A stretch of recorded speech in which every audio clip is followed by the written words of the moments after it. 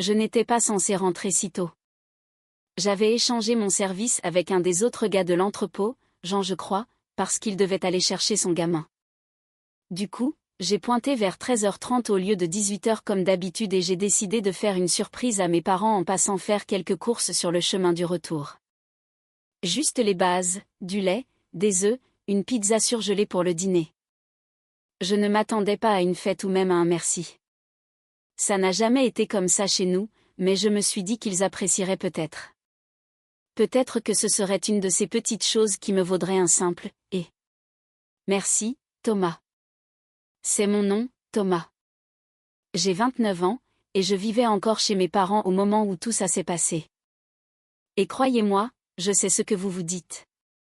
Je n'en étais pas fière, mais c'était pratique. Je remboursais un prêt étudiant pour mon école de commerce, j'économisais pour une voiture d'occasion qui ne tout sauterait pas dans les côtes, et j'essayais de mettre assez de côté pour déménager sans tomber dans le trou noir du loyer et des pâtes instantanées. L'accord était simple, je donnais 300 € par mois, je nettoyais derrière moi, et je ne dérangeais pas. Cette dernière partie, c'était la clause tacite. Mon frère Romain, en revanche, eh bien, Romain était le fils prodige. Il a 2 ans de moins que moi, 27 ans, charmant, il a toujours su dire la bonne chose au bon moment. C'est le genre de type que les profs adoraient au lycée, même quand il rendait ses dissertations en retard. Le genre de type qui pouvait encastrer sa voiture dans une clôture et faire en sorte que le voisin s'excuse d'avoir mis sa clôture là. Vous voyez le genre. Et pour être honnête, je ne le détestais pas pour ça. Avant, je l'admirais. Je pensais qu'un peu de son éclat déteindrait sur moi si je restais assez proche. Mais avec le temps, j'ai commencé à remarquer le schéma. Chaque fois que j'avais un 14/20, il avait un 16. Quand j'ai obtenu une promotion à l'entrepôt, il s'est, accidentellement, vu offrir un stage mieux payé grâce à un ami de papa. Quand j'ai remboursé la première grosse partie de mon prêt étudiant, maman a à peine jeté un coup d'œil au relevé que j'avais collé sur le frigo. Pendant ce temps, quand Romain se souvenait de mettre son linge dans le panier, ils organisaient un dîner de célébration. Bon, pas littéralement, mais vous comprenez l'idée. Pourtant, je me disais que j'étais trop sensible, que c'était juste le favoritisme naturel qui s'installe quand un enfant est plus facile à vanter que l'autre. Je gardais la tête basse, je travaillais, je nettoyais, je payais ma participation, je prenais sur moi. Cet après-midi-là, je suis entrée par la porte de derrière, les bras chargés de sacs de courses. La maison était exceptionnellement calme. Pas de télé, pas de Romain, juste le faible murmure de voix dans la cuisine. J'ai supposé qu'il ne m'avait pas entendu entrer.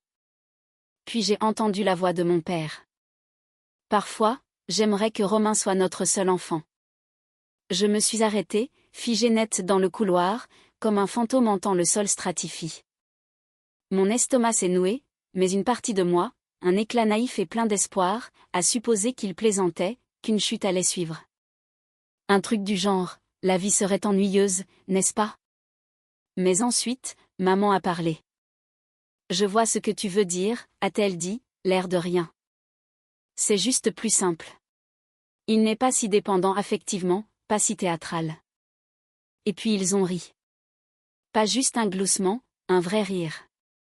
Le genre de rire qui remplit une pièce et rebondit sur les murs. Je suis restée là pendant 3 minutes. J'ai compté. Je suis restée là, serrant les sacs de courses jusqu'à ce que le plastique commence à me cisailler les doigts et que les œufs transpirent à travers le carton. Et puis j'ai fait demi-tour, doucement, comme si je n'étais jamais entrée. J'ai ouvert la porte, je suis retournée dans la lumière du soleil, et je suis sortie sans un bruit. 3 mois se sont écoulés avant qu'il ne remarque mon absence. Je n'ai claqué aucune porte.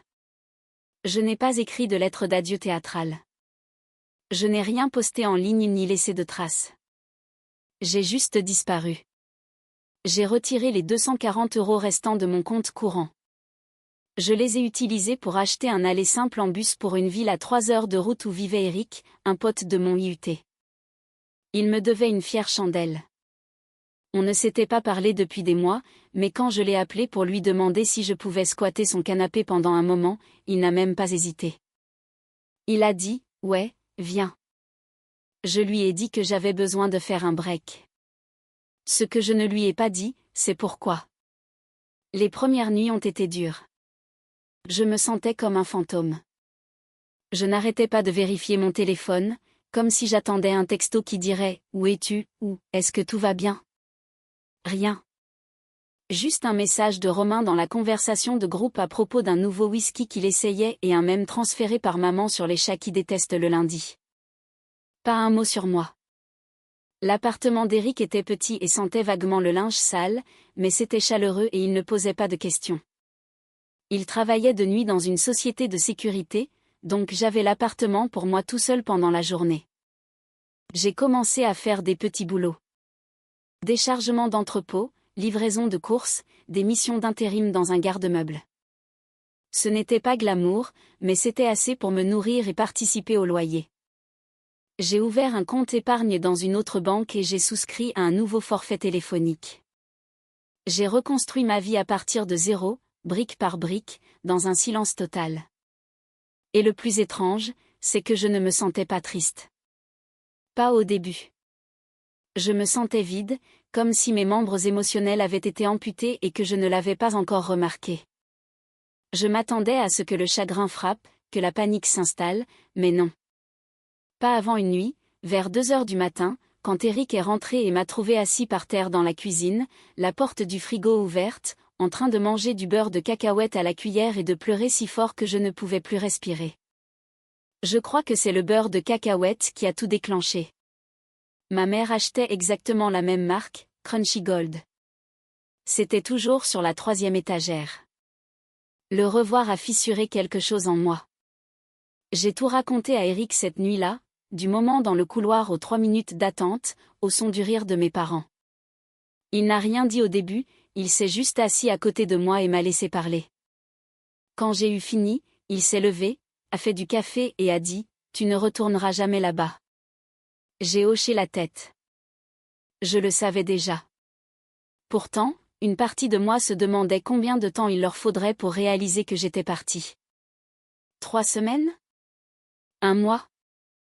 Il s'est avéré qu'il a fallu 3 mois complets. Et quand ils ont finalement pris contact, ce n'était même pas par un appel. C'était un email de groupe. Objet, des nouvelles de la famille.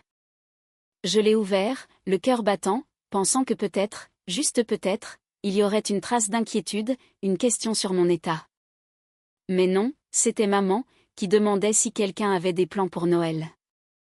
Elle listait qui apportait quoi, demandait à Romain de confirmer si sa nouvelle copine venait, et ajoutait une ligne passive à la fin. Thomas, si tu es dans le coin, fais-nous signe. Si j'étais dans le coin, comme si j'étais juste partie faire une promenade et que je m'étais laissé distraire. C'est à ce moment-là que le vide s'est durci pour devenir autre chose. Pas tout à fait de la colère. Pas encore, mais le genre de clarté froide qui s'infiltre quand on accepte enfin quelqu'un pour ce qu'il est. Je n'ai pas répondu, mais j'ai commencé à planifier. Pas seulement comment rester à l'écart, mais comment m'assurer qu'il n'oublierait jamais ce moment dans la cuisine. Ce rire, cette phrase, ce choix. Et c'est là que les choses ont vraiment commencé à changer. Je n'ai pas répondu à l'email de Noël.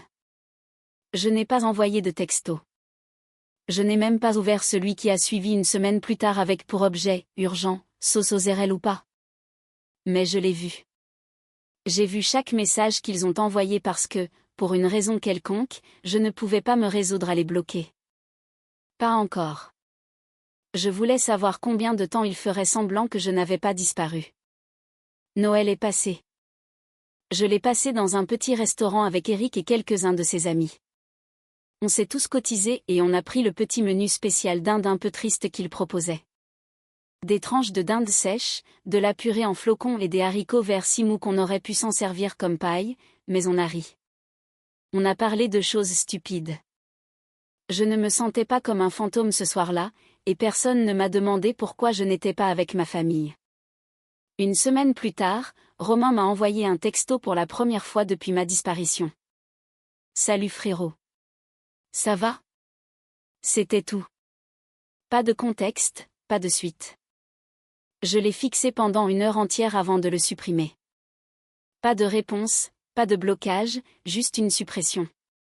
Puis est venu le nouvel an. Le grand test. Je m'attendais au moins à un appel à ce moment-là. Peut-être même un message vocal culpabilisant. Mais non. Un autre email de groupe. Plan pour le dîner du nouvel an, avec un lien Google Sheet pour savoir qui apporte quoi. Je n'étais même pas inclus dans le tableur. Romain était en charge du foie gras. Tante Denise des desserts. Maman de la dinde et de l'ambiance des fêtes. Papa des boissons. Thomas était invisible. C'est là que j'ai compris. Ce n'était pas un oubli. Ce n'était pas une erreur. C'était leur version d'un accord tacite. Ils faisaient comme si j'avais déménagé pour un travail ou que j'étais parti faire ma vie. Comme un objet encombrant qu'on pouvait juste mettre sous vide et ranger sur une étagère. Alors, j'ai pris une décision. S'ils allaient m'effacer, j'allais leur donner quelque chose qu'ils ne pourraient pas ignorer. J'ai commencé à faire des doubles services. J'ai économisé chaque centime que je pouvais. J'ai arrêté d'acheter tout ce dont je n'avais pas absolument besoin. Eric m'a aidé à imprimer des prospectus pour du travail de bricoleur indépendant, montage de meubles, installation de télévision, petites réparations. Je les ai affichés dans le quartier et j'en ai scotché un sur chaque panneau d'affichage des laveries dans un rayon de 15 km. Et lentement, les choses ont décollé. Mes économies ont grossi. Je ne faisais plus que survivre. J'accumulais de l'argent. Pour la première fois depuis des années, je sentais que j'avais le contrôle, que mon avenir m'appartenait. Pendant ce temps, les messages de la maison restaient rares. Janvier, j'espère que tu te couvres bien. Février, papa te dit bonjour. Romain a une nouvelle voiture. Mars, c'est les 80 ans de mamie bientôt. Tu viens? Je les ai tous ignorés jusqu'en avril. C'est là que j'ai reçu le message vocal. Je réparais une fuite de robinet chez un couple de retraités quand mon téléphone a vibré. J'ai vu l'appel manquer, maman. J'ai levé les yeux au ciel et j'ai remis le téléphone dans ma poche. Mais plus tard dans la nuit, quelque chose m'a poussé à écouter le message. Sa voix semblait tremblante. Pas triste, juste bizarre. Salut, Thomas. J'espère que tu vas bien. On n'a pas eu de tes nouvelles. Je sais que les choses ont été étranges. Peut-être qu'on a dit quelque chose de mal, mais on t'aime, d'accord? Vraiment. Fais-nous juste savoir que tu vas bien. Il y a eu une pause à la fin, environ 5 secondes de silence avant que le message ne se coupe. Comme si elle essayait de penser à autre chose à dire, mais n'y arrivait pas. J'ai failli craquer. Presque. Mais ensuite, je me suis souvenu de cet après-midi, des sacs en plastique me cisaillant les doigts. Du son de leur rire résonnant dans le couloir. Et soudain, ce message vocal m'a semblé être du théâtre, comme une actrice qui rate son entrée en scène. Je n'ai pas répondu.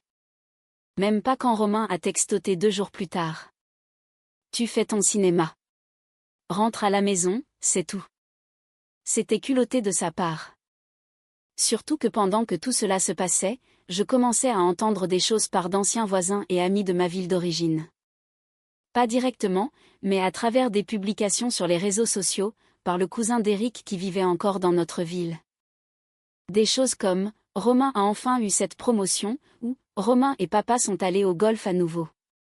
Tradition familiale. Tradition familiale. Je n'avais pas été invitée à une sortie familiale depuis des années. Pas depuis que j'avais eu 21 ans et que j'avais commencé à demander pourquoi je payais toujours mes propres factures alors que Romain avait un compte en banque qui se remplissait comme par magie. Et maintenant, à 29 ans, j'étais fondamentalement un fantôme dans leur chronologie. Puis est venu le vrai coup de poignard. C'était un samedi pluvieux. Je m'en souviens parce que je venais de rentrer après avoir débouché la gouttière de quelqu'un et mon sweat à capuche était trempé. Je scrollais sur Instagram quand je l'ai vu. Une publication de ma cousine Chloé. Elle avait tagué mes parents et Romain. La photo était une grande photo de groupe dans un restaurant, tout le monde sur son 31.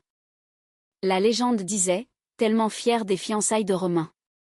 Superbe dîner avec la famille. Anneau cœur rouge, fiançailles. Dîner avec la famille. J'ai zoomé. Bien sûr, ils étaient là. Maman, papa, oncle Jérôme, tante Denise, la fiancée de Romain, une fille blonde que je n'avais jamais vue, et une table pleine de visages souriants. Tous. Chaque membre de la famille élargie qui était déjà venu à nos Noëls et barbecues. Et moi, nulle part. Même pas une mention. J'ai posé mon téléphone. Je suis sortie. Je n'ai même pas pris de veste. J'ai juste marché jusqu'à ce que je ne sente plus mes doigts. Jusqu'à ce que la bruine s'infiltre dans ma peau et engourdisse mon visage. Jusqu'à ce que mes poumons me brûlent à cause du froid. C'était le point de rupture. Pas la conversation dans la cuisine. Pas le silence. Pas les 3 mois à faire semblant que je n'existais pas. C'était cette photo, cette légende. Il construisait une vie, une famille, un avenir, et je n'en faisais pas partie. Pas même une note de bas de page. Cette nuit-là, je n'ai pas pleuré. Je n'ai pas ragé. Je n'ai pas hurlé dans le vide. J'ai écrit une lettre, pas à eux, à moi-même. Elle faisait 5 pages. Je l'ai écrite d'une traite, à la main. J'ai exposé tout ce qu'ils avaient dit. Chaque fois qu'ils m'avaient rabaissé. Chaque fois que Romain était loué pour avoir respiré alors qu'on me critiquait pour avoir essayé. J'ai tout écrit, puis je l'ai brûlé. Pas pour le symbole, juste pour me réchauffer pendant que le radiateur d'appoint crachotait dans le coin. Et puis j'ai fait un nouveau plan. Pas seulement pour passer à autre chose, mais pour m'élever. Pour construire quelque chose de si intouchable, de si indéniable que lorsqu'ils réaliseraient enfin ce qu'ils avaient fait, il serait trop tard. La porte serait fermée, verrouillée et enterrée sous le béton. Et juste au moment où je pensais que l'univers allait me laisser un peu de répit, ils m'ont offert un dernier rebondissement. Romain a appelé, pas de texto, pas de mail. Il a vraiment appelé. C'était un mardi. Je m'en souviens parce que j'étais à mi-chemin de la préparation de coquillettes au fromage en boîte quand l'écran s'est allumé. Je l'ai laissé sonner 4 fois avant de décrocher. Thomas, a-t-il dit, la voix légère, désinvolte, comme si de rien n'était. Ouais, ai-je dit, d'un ton neutre. Et mec, ça fait un bail. Ouais. Il a ri maladroitement. Alors, j'ai une grande nouvelle. Je n'ai rien dit. Je vais me marier, a-t-il continué. En juin. On fait un truc sur la plage. Papa et maman nous aident. Ça va être énorme. Genre, tout le monde vient. Je fixais la casserole d'eau bouillante. Tu veux que je vienne, ai-je dit, ce n'était pas une question. Ben ouais. T'es mon frère. J'ai attendu. Il n'a rien dit d'autre. Alors j'ai demandé, pourquoi maintenant? Il a hésité. Écoute, maman est un peu contrariée. Tu sais comment elle est. Émotive. Elle veut toute la famille là. Même. Et papa, il essaie de rester cool, mais tu lui manques, mec. J'ai failli rire. Presque. Bref, a-t-il poursuivi, on s'est dit que ça pourrait être une bonne occasion de, genre, mettre fin à cette situation bizarre. Mettre fin, ai-je répété. Ouais. Tu sais, genre enterrer la hache de guerre. Il y eut un non-silence. Thomas, a-t-il dit. J'ai inspiré lentement, puis expiré. Je vais y réfléchir, ai-je dit, parce qu'à ce moment-là, je savais qu'il n'avait pas changé. Il n'était pas désolé. Il voulait juste une jolie photo de mariage. Et ça, c'était la plus grande trahison de toutes. Je ne suis pas allée au mariage. Je n'ai même jamais dit non. Après cet appel, j'ai laissé les jours passer, l'un après l'autre, jusqu'en juin, et le mariage sur la plage a eu lieu. Pas de RSVP, pas de message, pas d'excuses, pas de culpabilité, juste le silence. Et dans ce silence, je m'attendais à ressentir quelque chose. Du regret peut-être, ou de la honte, un nœud dans l'estomac pour ne pas avoir été le plus intelligent. Mais non. Ce que je ressentais, c'était une étrange sorte de paix. Une paix froide et engourdie, mais une paix quand même. Comme si j'avais finalement arrêté de gratter une plaie et que je l'avais laissée cicatriser. Et puis est venue la chute. Pas le genre dramatique. Pas de perte d'emploi, pas de trahison d'un ami, pas d'urgence médicale, juste le genre lent. Le genre qui s'infiltre dans vos os dans le calme après que vous ayez tout quitté. Le genre qui s'installe dans les moments où vous êtes seul trop longtemps et où votre cerveau commence à vous jouer des tours, murmurant que peut-être c'était vous le problème, que peut-être ils avaient raison, que si vos propres parents ne vous regrettaient pas. Peut-être que vous ne valiez pas la peine d'être regretté. J'ai arrêté de sortir autant. J'ai commencé à refuser les petits boulots de bricolage. J'ai dit à Eric que j'étais fatiguée, ce qui n'était pas un mensonge, mais ce n'était pas non plus la vérité.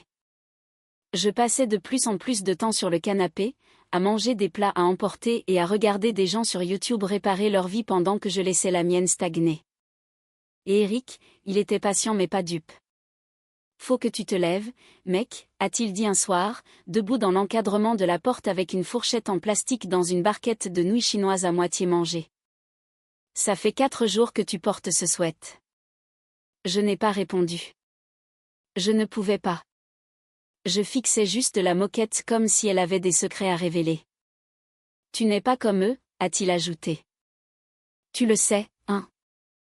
J'ai hoché la tête, mais ça n'a pas vraiment fait son chemin. Il a soupiré, secoué la tête et s'est éloigné. Cette nuit-là, je me suis enfin regardée dans le miroir. Pas juste un coup d'œil. J'ai regardé. J'étais pâle. Mes cheveux étaient en désordre. J'avais ce regard creusé autour des yeux, le genre qui ne vient pas du manque de sommeil, mais de trop de sommeil. Mon sweat était raide de taches de graisse et de ketchup séché. Je ressemblais à quelqu'un qui s'était arrêté. C'était le fond du trou. Pas un moment, pas un événement, juste la prise de conscience que j'avais disparu de ma propre vie. Le lendemain matin, j'ai pris une douche. Ça semble anodin, mais c'était énorme. J'ai lavé le sweat 2 fois et je l'ai laissé sécher sur le balcon comme un drapeau de bataille. Je me suis rasée, j'ai coupé mes ongles, j'ai pris un vrai petit déjeuner, pas des chips ou des céréales, mais des œufs. De vrais œufs. Et puis j'ai ouvert mon carnet, ce carnet à spirale usée où je gardais des listes de toutes mes compétences, de toutes les idées d'entreprise que j'avais eues. De tous les rêves que j'avais mis de côté parce que j'étais trop occupée à essayer d'être le genre de fils qui pourrait mériter un « on est fier de toi ». Et j'ai tourné à la page intitulée « Un jour ». En haut de cette page se trouvaient les mots « posséder quelque chose de réel, quelque chose à moi, quelque chose qu'ils ne peuvent ni prendre ni ignorer ». Ça m'a frappé comme un coup de poing. Je ne voulais pas seulement échapper à mes parents. Je voulais construire quelque chose qu'ils ne pourraient pas nier. J'ai donc choisi l'idée que j'avais entourée 3 fois. Menuiserie et réparation sur mesure. Ça semblait simple, mais j'avais une vision. Pas seulement réparer des trucs, mais en fabriquer. Des meubles faits main, des améliorations pour la maison, des touches de bois, des étagères personnalisées, tout ce que j'aidais mon grand-père à construire dans son garage avant qu'il ne décède. Des choses qui durent. Je n'avais pas l'argent pour louer un atelier, mais j'avais 2 mains, quelques outils, et assez dans mes économies pour acheter du matériel pour un projet solide. Alors j'ai construit un banc, j'ai pris mon temps, je l'ai poncé jusqu'à ce qu'il soit lisse, j'ai gravé un motif sur l'assise avec un vieux pyrograveur que j'avais trouvé sur le Bon Coin, je l'ai teinté, verni, et posté en ligne avec la légende « Fait main, sur mesure, pièce unique ». Il s'est vendu en 2 jours, pas pour beaucoup, seulement 150 €, mais c'était comme gagner au loto. Alors j'en ai fait un deuxième. Cette fois, une table basse. Et une semaine plus tard, quelqu'un m'a envoyé un message pour me demander si je pouvais faire un ensemble complet, table, chaise et étagère. Je n'ai pas dormi cette nuit-là. Je n'arrêtais pas de penser, ils en veulent plus. Ils veulent quelque chose que j'ai fait. C'était le début de « Second grain ». Le nom venait d'une conversation stupide avec Eric sur le fait que le bois a un premier grain, ce que l'on voit tout de suite, puis un second grain, plus profond, plus subtil, visible seulement quand la lumière l'atteint sous le bon angle. Tu es le second grain, avait-il dit. Ils ne l'ont jamais vu, mais il a toujours été là. J'ai déposé le nom de l'entreprise, créé un site web basique, et j'ai commencé à prendre des commandes le week-end tout en continuant les petits boulots de bricolage en semaine. C'était dur. J'étais tout le temps fatiguée, mais je n'étais plus déprimée. Et le meilleur, c'est que chaque vente, chaque client, chaque commande sur mesure, c'était à moi. Pas quelque chose qu'on m'avait donné, pas quelque chose que j'avais obtenu parce que quelqu'un avait passé un coup de fil ou tiré des ficelles. Je l'avais mérité. Moi, Thomas, le gamin qui se tenait dans un couloir en écoutant ses parents rire à l'idée que la vie serait meilleure s'il n'existait pas. Ce rire, il résonnait de moins en moins chaque jour, surtout quand j'ai ouvert mes emails un soir et que j'ai vu ceci. Objet, demande, table sur mesure pour cadeau de mariage. Message, bonjour. J'ai trouvé votre site grâce à une amie. Votre travail est magnifique. Je me demandais si vous faisiez de la gravure personnalisée. Mon fiancé et moi nous marions cet automne et nous aimerions une table sur mesure pour la table des cadeaux avec nos initiales et la date. Dites-moi si vous êtes disponible. Cordialement, Émilie Hubert. Je fixais l'écran. Émilie, c'était elle, la fiancée de Romain. Elle n'avait aucune idée de qui j'étais. Elle avait dû tomber sur mon site par une amie ou peut-être une publication partagée. Mais le nom, la date du mariage dans le pied de page de l'email, c'était eux. Je sentais mon cœur battre dans ma gorge. Je n'ai pas répondu tout de suite. Au lieu de ça, je suis allée me promener dans le parc, le long des rues bordées d'arbres, laissant le vent me traverser comme s'il pouvait emporter les dernières bribes de mon hésitation. Parce que c'était là, le premier moment où je pouvais tendre la main de l'autre côté de la ligne qu'ils avaient tracée. Pas avec colère, pas avec des cris, mais avec une preuve. La preuve que j'avais de la valeur, que j'étais devenu quelque chose, que je n'avais pas disparu. J'avais évolué. Mais je savais aussi que si je disais oui, je ne le ferais pas pour eux. Pas pour Romain. Pas pour maman. Pas même pour prouver quelque chose.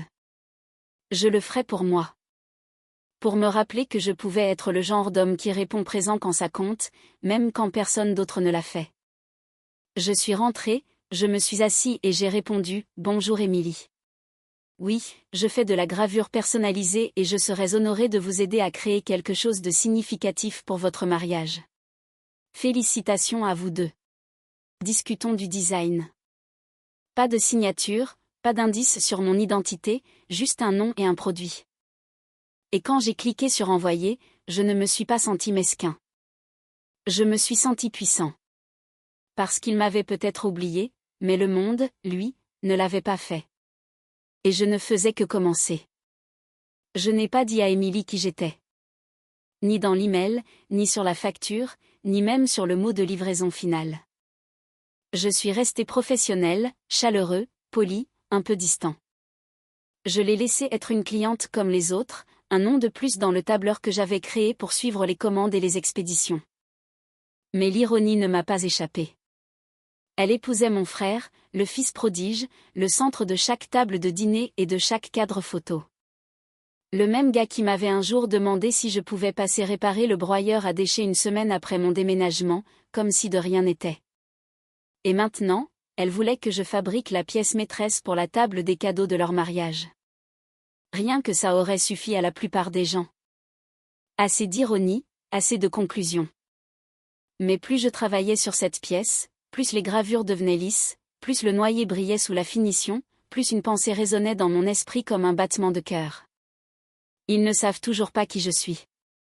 Ça a commencé modestement. J'imaginais livrer la pièce en personne, regarder le visage de Romain quand il me verrait. J'imaginais maman et papa planant derrière lui, faisant semblant de ne pas me fixer.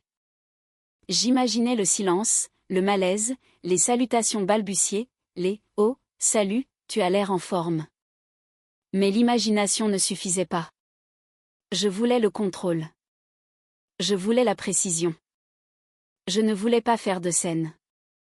Je voulais écrire tout le script et les faire asseoir dans le public, les yeux écarquillés, les mains tremblantes, sans aucune idée de ce qui allait suivre.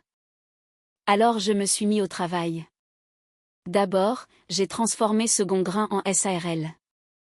J'opérais en tant qu'auto-entrepreneur, mais maintenant que les commandes affluaient régulièrement, il était temps de passer à la vitesse supérieure. J'ai rempli les formalités administratives, engagé un comptable à temps partiel et ouvert un compte bancaire professionnel. Le logo est passé d'un croquis qu'Eric avait fait sur une serviette en papier à une marque épurée et minimaliste que j'ai apposée partout, sur les boîtes, les factures, et même un tampon à chaud pour chaque pièce finie. Ensuite, j'ai amélioré le site web.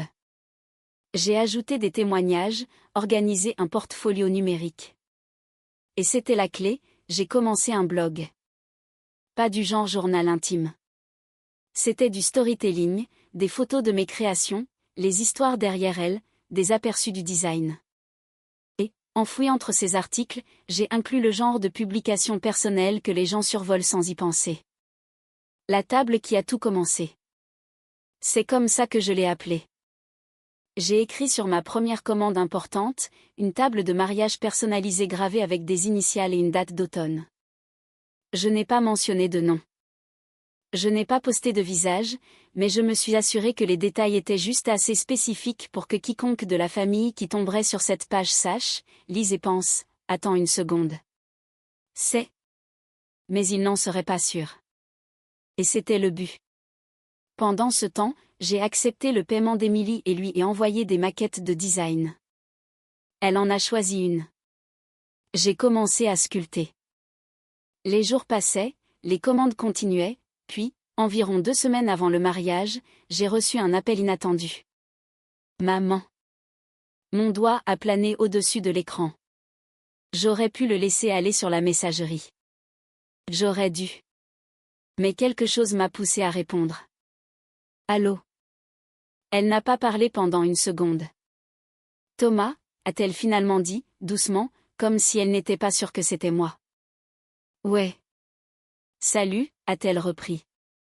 J'ai vu ton blog. L'article sur la table. Bingo. Je suis resté silencieux.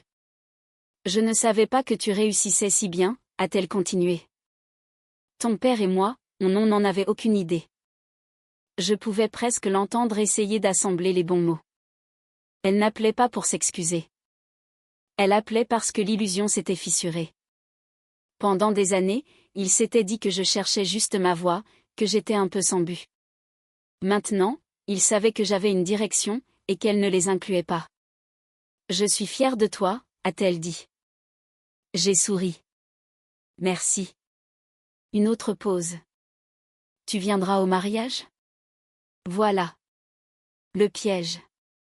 J'aurais pu dire oui. J'aurais pu accepter de jouer le bon fils, le parent perdu de vue, le frère indulgent. Mais je n'étais plus intéressée par le fait d'être inclus. J'étais intéressée par le fait d'être vue. Alors j'ai dit, je pense que je vais déposer la table en personne. J'aimerais m'assurer qu'elle arrive en toute sécurité. Oh, a-t-elle dit, surprise. Eh bien, ce serait adorable. Adorable, mon Dieu. Nous avons raccroché peu de temps après. Les 2 semaines suivantes ont été un tourbillon de préparation. J'ai fini la table, j'ai profilé les bords, j'ai scellé la gravure, j'ai ajouté un tiroir caché sous le plateau, quelque chose que je n'avais pas dit à Émilie. Une petite touche de design, doublée de feutre, où il pourrait placer des souvenirs ou des mots. Dans ce tiroir, j'ai placé une enveloppe scellée. Pas d'adresse de retour, pas de signature, juste les mots, à lire après le mariage. À l'intérieur de l'enveloppe se trouvait une lettre d'une seule page. Elle disait, « Vous ne me connaissez pas. » Pas vraiment. Mais vous avez entendu parler de moi. Je suis celui qui a disparu. Celui que la famille de votre fiancé n'évoque jamais. Et ce n'est pas grave. Vous ne me devez rien. Mais cette table, elle a été construite par la version de moi qu'ils n'ont jamais pris la peine de voir. Celui qui n'a pas disparu. Celui qui s'est construit à partir du silence. Félicitations pour votre mariage.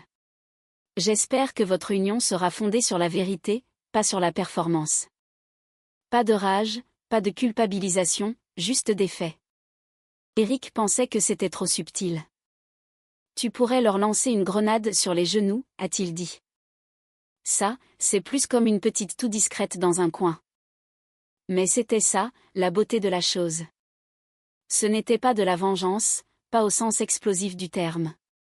C'était l'équivalent émotionnel de passer devant quelqu'un qui vous ignorait et de voir ses yeux s'écarquiller quand il réalise que vous l'avez dépassé. Et juste pour m'assurer que le message passe, j'avais un dernier coup à jouer. J'ai contacté une amie d'Eric qui travaillait dans les relations publiques locales. Elle lui devait une faveur. Je lui ai demandé si elle pouvait faire paraître un petit article dans l'un de ses blogs de style de vie en ligne qui mettent en avant les artisans locaux et les petites entreprises. Elle a dit oui. L'article est sorti la veille du mariage. Second grain, comment un artisan local a transformé la douleur en raison d'être. Mon visage n'y était pas, mais mon histoire y était, légèrement éditée, aseptisée. Le blog décrivait comment j'avais commencé après avoir quitté une dynamique familiale toxique et comment j'avais discrètement construit quelque chose selon mes propres termes. Le clou du spectacle, ils ont inclus une photo de la table de mariage, bien en évidence. Quiconque dans la famille lisant cet article saurait exactement pour qui était la table, mais personne ne pourrait rien dire sans admettre la vérité, que j'étais le fils disparu, celui dont il s'était moqué, celui qui était parti et avait construit quelque chose de mieux. Alors, quand je suis arrivé au lieu de réception cet après-midi-là, une remorque plateau attelée derrière mon pick-up emprunté, je ne me sentais pas nerveux. Je me sentais calme. Je portais un jean et une chemise noire. Rien de tapas accent grave-l'œil, pas de grande entrée, juste un autre fournisseur venant faire une livraison. Le voiturier m'a fait signe de passer. Émilie m'a accueilli avec un immense sourire. Elle était magnifique dans une robe de soie argentée avec des poignets brodés. Vous devez être Thomas. Oh mon Dieu, la table est magnifique. Merci, ai-je dit en souriant. Je suis content qu'elle vous plaise. Je ne savais pas que vous étiez du coin, a-t-elle ajouté. C'est parfait. Vraiment. Et puis, juste derrière elle, Romain. Il s'est figé en me voyant, comme s'il avait vu un fantôme avec un marteau. Mais je n'ai pas bronché. Salut, ai-je dit, comme si de rien n'était. Il a cligné des yeux. C'est toi qui as fait ça? J'ai hoché la tête. Second grain. C'est moi. Émilie nous a regardés. Attendez, vous vous connaissez? J'ai haussé les épaules. On s'est déjà croisés. Romain n'avait toujours pas parlé. Bref, ai-je dit. Félicitations à vous deux. Je vous ai laissé une petite surprise sous la table pour après la lune de miel. Le visage d'Émilie s'est illuminé. Vous êtes adorable. Et sur ce, je suis partie. Pas de drame, pas de scène, juste l'expression sur le visage de Romain. Quelque part entre la stupeur et la peur. Et ça, plus que n'importe quel discours, c'était le moment où j'ai su. Il me voyait enfin, et il ne pourrait plus ne pas me voir. Le mariage lui-même s'est déroulé sans incident. Du moins, pas le genre dont les gens chuchotent pendant la réception ou rejouent plus tard dans les conversations de groupe. Je ne suis pas restée. Je n'ai pas traîné. Je n'ai pas rôdé près du bar en espérant un contact visuel ou une conclusion. J'ai livré la table, échangé des mots polis et je suis partie avant même que la cérémonie ne commence. C'était intentionnel. La vengeance, la vraie vengeance, n'est pas bruyante. Elle n'a pas besoin de témoins sur le moment. Elle a besoin de temps. Elle a besoin d'espace. Elle a besoin que les gens s'assoient avec ce qu'ils ont ignoré jusqu'à ce que ça commence à les démanger.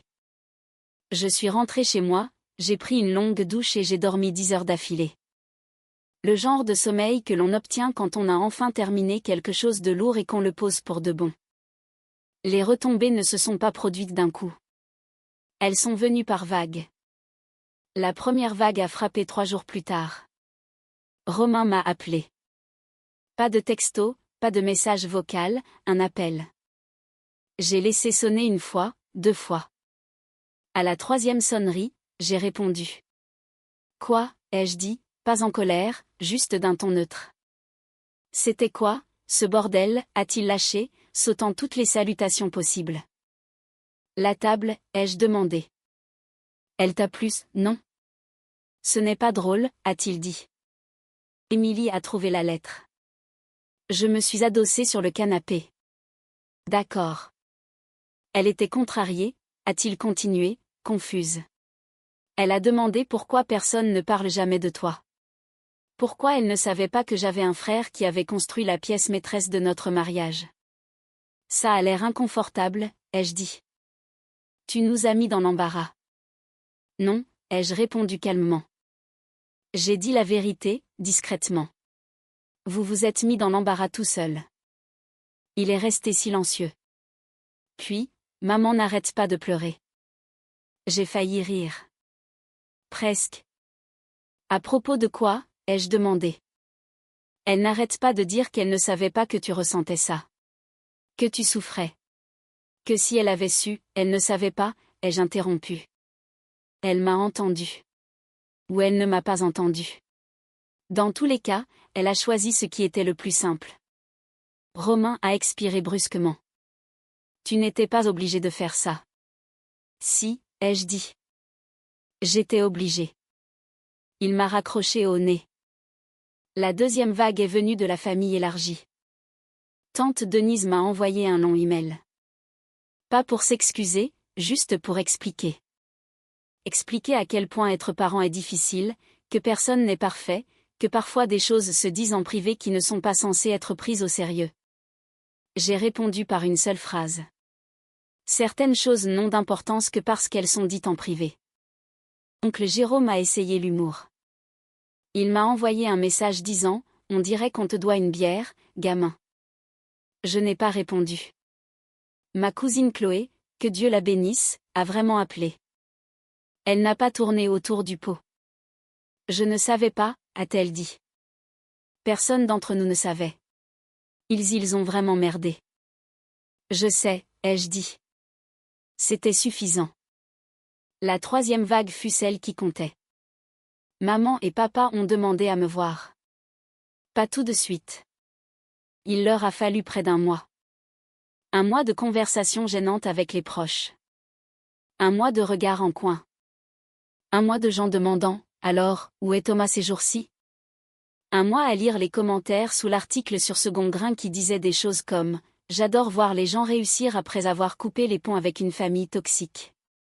Ce mot, toxique, les a suivis partout. Nous nous sommes rencontrés dans un lieu neutre. Un café tranquille à mi-chemin entre mon appartement et leur maison. Je suis arrivé en avance, j'ai commandé un café, je me suis assis le dos droit, les mains détendues sur la table. Je n'avais rien répété. Je n'en avais pas besoin.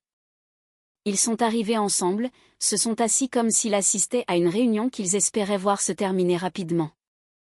Maman avait l'air plus petite que dans mon souvenir.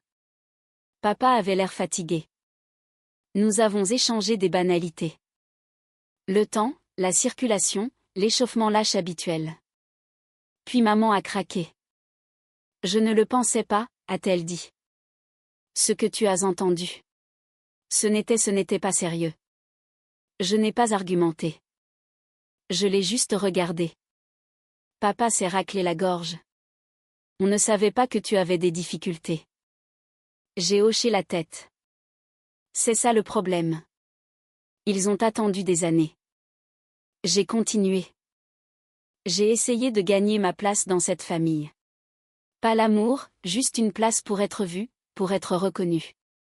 Quand j'ai arrêté d'essayer, vous ne l'avez pas remarqué. Quand je suis partie, vous ne l'avez pas remarqué. Vous ne l'avez remarqué que lorsque d'autres personnes l'ont fait. Les yeux de maman se sont remplis de larmes. Ce n'est pas vrai. Si, ai-je dit doucement. Vous n'avez pas appelé parce que je vous manquais. Vous avez appelé parce que vous avez vu le blog. Papa a ouvert la bouche. L'a refermée. Je ne suis pas ici pour vous punir, ai-je poursuivi. Je ne suis pas ici pour crier. Je suis ici pour vous dire ce qui va se passer ensuite. Ils se sont penchés, écoutant enfin. Je ne veux pas de relation, ai-je dit. Pas maintenant. Peut-être jamais. Je ne vous déteste pas. Je ne vous fais juste plus confiance avec ma vie. Maman a tendu la main vers la mienne. Je l'ai retirée. Pas brusquement, juste fermement. J'ai construit quelque chose, ai-je dit. Pas une entreprise, un moi. Et je ne le rendrai pas à des gens qui ne le valorisent que lorsque ça paraît bien en public. Silence. Papa a hoché la tête lentement. Alors c'est tout. Oui, ai-je dit. C'est tout. Ils ne m'ont pas contredit. C'était la partie la plus révélatrice. Nous nous sommes levés, ils sont partis. Je suis resté assez longtemps pour finir mon café. La vague finale est venue des mois plus tard. Second grain a décollé. Pas du jour au lendemain, pas de manière virale, juste de façon constante. Le bouche à oreille, les clients fidèles, les commandes commerciales. J'ai embauché un deuxième employé, puis un troisième. J'ai déménagé dans un vrai atelier avec une porte de garage et mon logo peint sur le côté. Un après-midi, en examinant des factures, j'ai reçu un email d'Émilie. Elle me remerciait à nouveau pour la table. Disait que c'était la seule partie du mariage qui lui avait semblé ancrée, réelle. Elle a dit que la lettre l'avait fait réfléchir, poser des questions, avoir des conversations qu'elle évitait. Elle ne m'a pas demandé d'intervenir. Ne m'a pas demandé de réparer quoi que ce soit. Elle a juste dit, je suis contente que tu existes. C'était suffisant. Je ne me suis jamais réconciliée avec mes parents. Pas complètement. Nous échangeons un message poli occasionnel pour les anniversaires. Rien de plus.